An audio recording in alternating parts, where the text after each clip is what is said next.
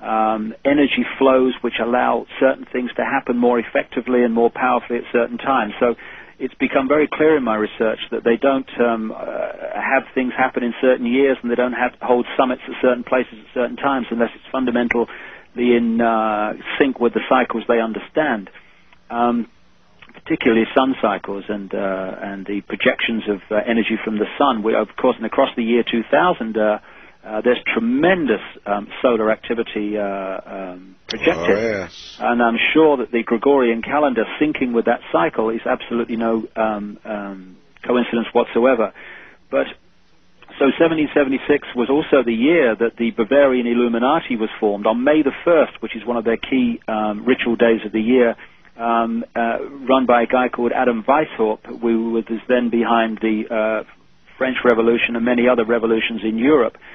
But I think it's so important that we suspend our dogma and we suspend our belief and we allow the information to lead us rather than our own preconceived ideas. And I've done a lot of research into the Founding Fathers, and I'm sure many of them had the best interests of people at heart, but some of them certainly didn't, and I'll name one, Benjamin Franklin.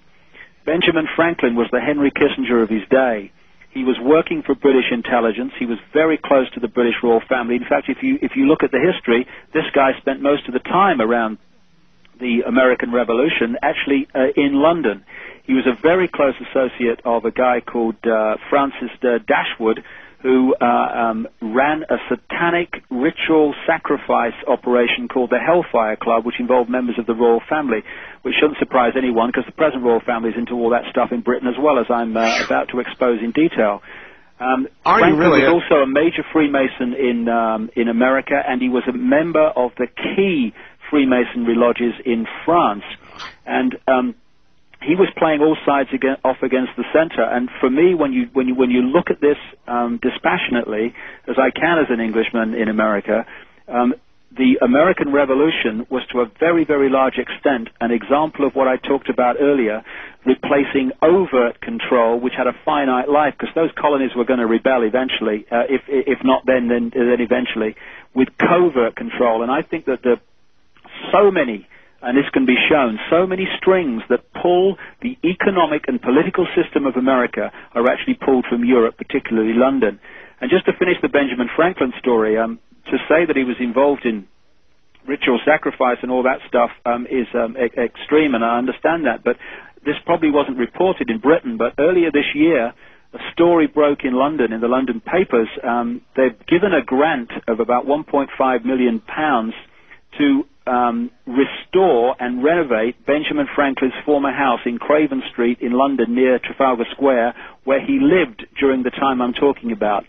When they got under the floor as part of the renovation, they found 10 bodies, 6 of them children, in which there's been some unpleasant things done to them. They've got holes in the skulls and stuff like that, and they've dated them to the time Benjamin Franklin was there, and the way that they've explained it, or tried to, is that Ben must have been into body snatching for medical research.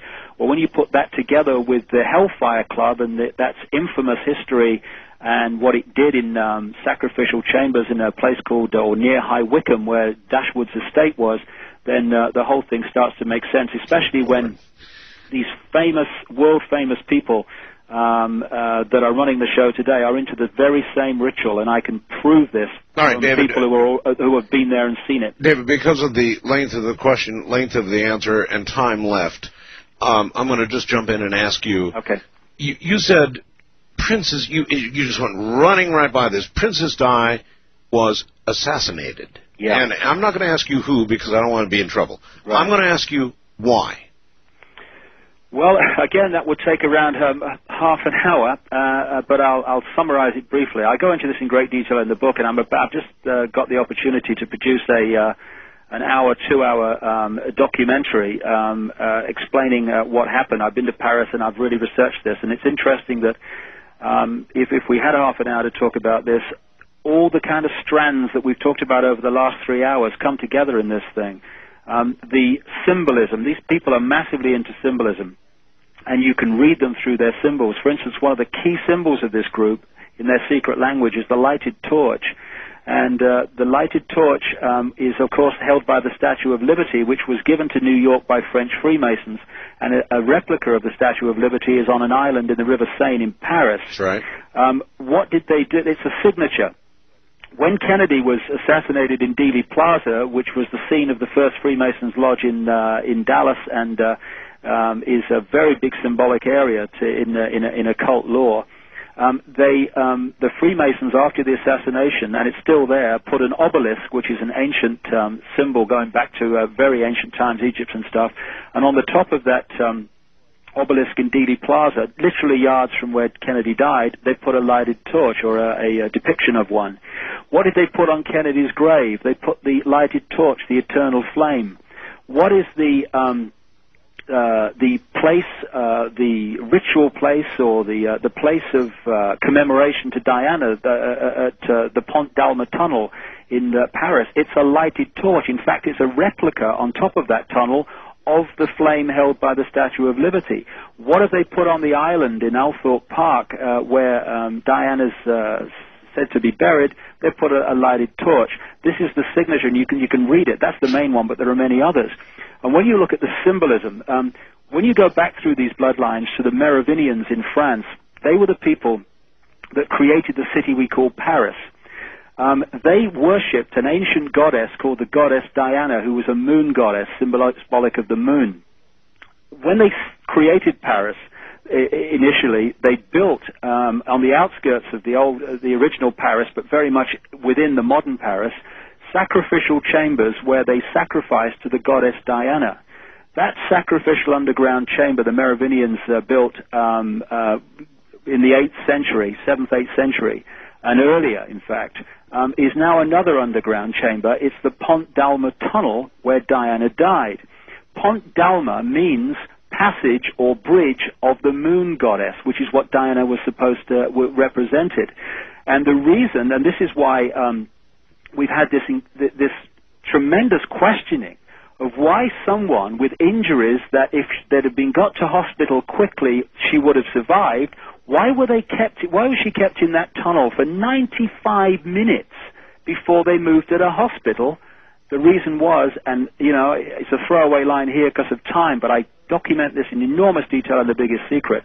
The reason they kept her there is she had to die there according to their ritual, because these people are so into ritual, it's staggering, and you can read them that way. And as I've explained in this Biggest Secret about the Kennedy assassination, you look at occult ritual, that was the symbolic assassination of a sun god, just as the assassination of Diana was the assassination of a moon goddess.